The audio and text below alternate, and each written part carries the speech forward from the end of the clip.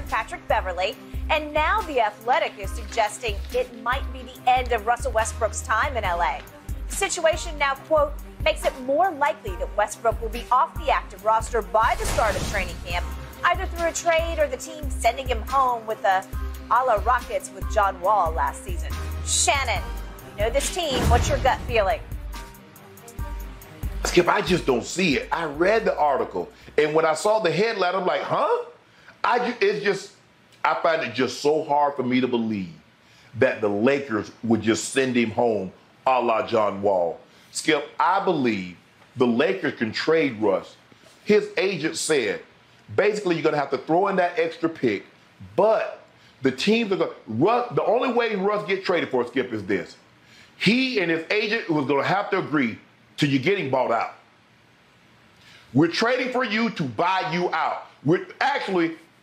It's kind of like you buying a car, but all you want is the frame. You don't really want the tires, anything. You just want the frame. They just want the draft picks from the Lakers. They don't want Russ.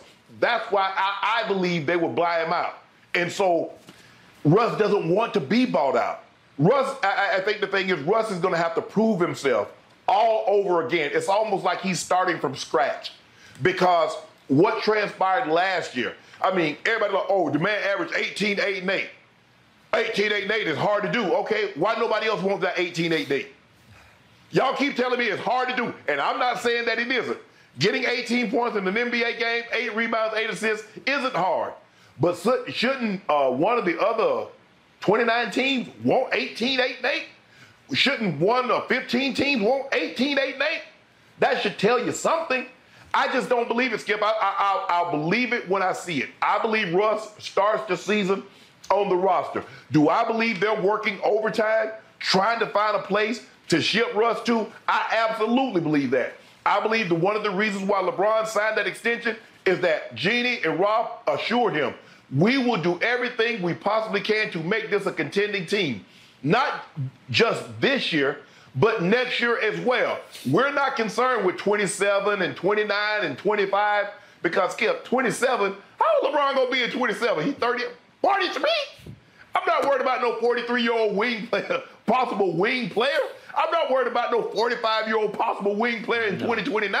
No. I'm talking about 2022, 38-year-old, 37 going on 38-year-old LeBron James. So for me, Skip, it's just hard for me to see a scenario where they tell him, because I get it, John Wall was not as accomplished as Russ. Russ is a former MVP. He's a former All-Star Game MVP. He's a many-time All-NBA player, Skip. He's a multiple time All-Star.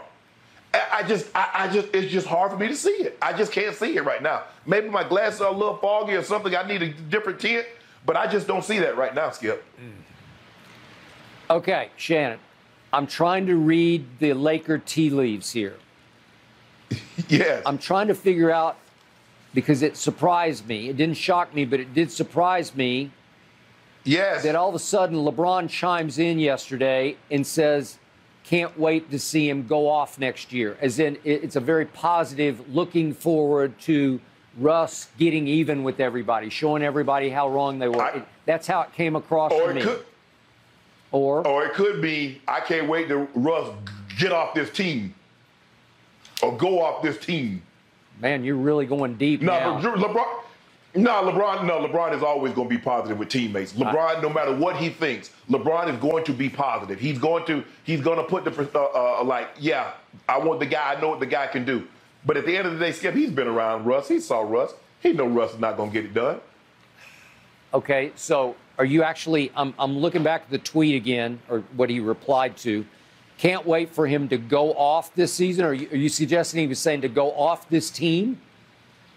No, I just made it up. I'm just being funny. I just thought, no, LeBron is being positive. LeBron wants all the guys to succeed. I just don't believe deep down he believes he can win a title with Russ. Okay, I got that, and I definitely agree. But then Pat Bev chimes in and co-signs on LeBron by saying, same, it's on, without any punctuation. Patrick doesn't use punctuation in his tweets, but the point is, same, it's on. Same, it's on. Meaning, yeah, here we go. And I told you yesterday, as bad as the blood is between Russ and Pat Bev, Pat Bev is nothing but a professional. Everything that he did to Russ was all about trying to win games, trying to distract, antagonize, irritate. The mental battle. Yes, it's all about the mental battle. And it got physical, and it was something of an unwritten rule that he broke when he did injure Russ's knee. But he did it. Yeah. And he's doing everything in his power, even in the gray area between the rules, to win basketball games, because that's how he rolls. That's how he made his way into the league after all the years he had to spend in Russia and Greece and China and every place that he played in the G League. So it didn't surprise me, because I predicted yesterday he'll just forgive and forget. Oh, you're my teammate now? Let's go. Because as you always say, he's the guy, if he's your teammate, you love him. If he's not, you hate him. Well, he's the same way. The converse of that is, if he's your teammate, he's going to love you. If you're against him, he's going to hate you. So the point is, he'll forgive and forget. Russ will not. Pat Bev effectively took a year or two off the end of Russ's career because the same knee still plagues him. They had to take a whole lot of the cushion out of his knee, a whole lot of the cartilage out of his knee. It was a bad wound to the medial meniscus cartilage. So he's not going to let that go, because Russ isn't one to let anything go, as we know. So I don't think that's ever going to go away. So I told you yesterday, when I first heard, wait a second, they went out and got Patrick Beverley. Well, that indicated to me that maybe something was brewing.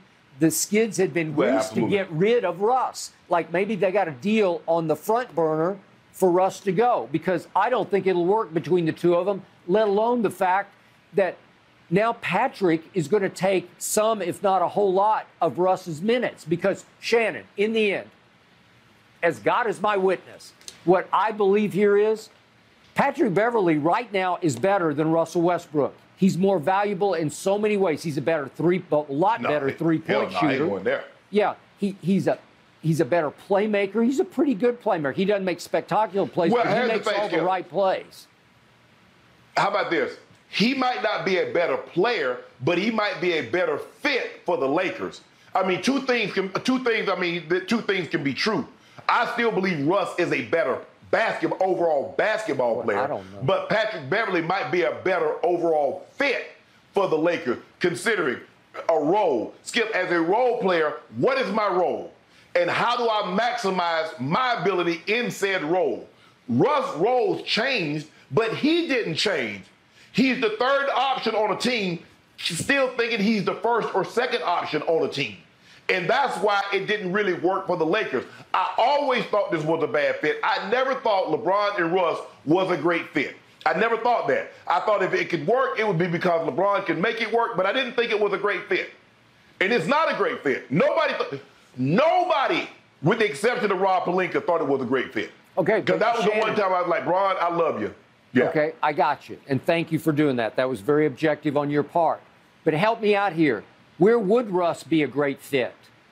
He doesn't fit with anybody. No, seriously. Well, he has to go somewhere, Skip, that he can be Russ. He can be what he was in OKC. Or he can be, if he can be that, if he's going to have to go to a team, Skip, that, look, they're not contending, but he can just like dominate the ball. He's going to be, his usage rate is going to be through the roof.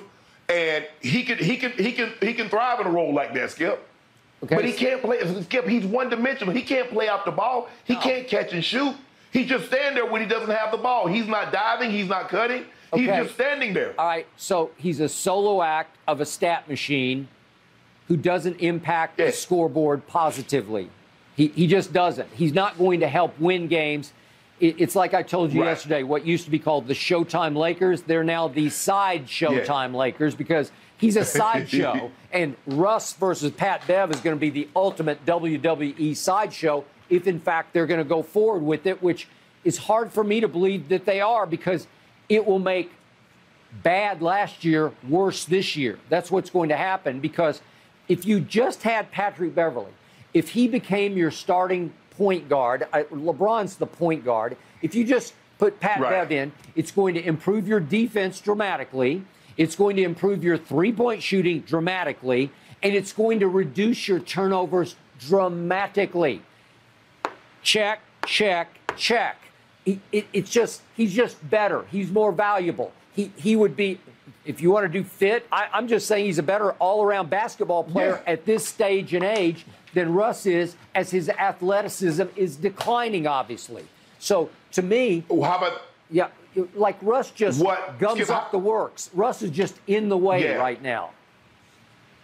What Russ does well and what Patrick Beverley does well, what Patrick Beverley does well fits better with the Lakers than what Russ does well. Can we agree with that? Would you agree with that? Yeah, but it fits with any basketball team. You're just talking about basketball 101. Yes. And that's okay. Everything isn't a fit. Everybody isn't going to be a great fit everywhere. I mean, obviously, you got some guys like a LeBron or KD or some of these guys, Steph Curry, Yoke, Embiid, Giannis, Skip, they can fit because they're transcendent players. But when you have a very specific skill set, a guy that needs the ball, and he's so offensive ball dominant, and he gives you nothing on the other end of the court, and he's high turnovers, well, your value is not what it would be if you didn't turn the ball over so much and didn't dominate the ball so much. Okay, so Shannon, think about this. The truth is, Russell Westbrook, the facts are, he was the single worst three-point shooter in all of basketball. And I think you and I both concluded it's the worst hands of any point guard we've ever seen. So a point guard with bad hands who can't shoot three-point shots and was the fourth worst free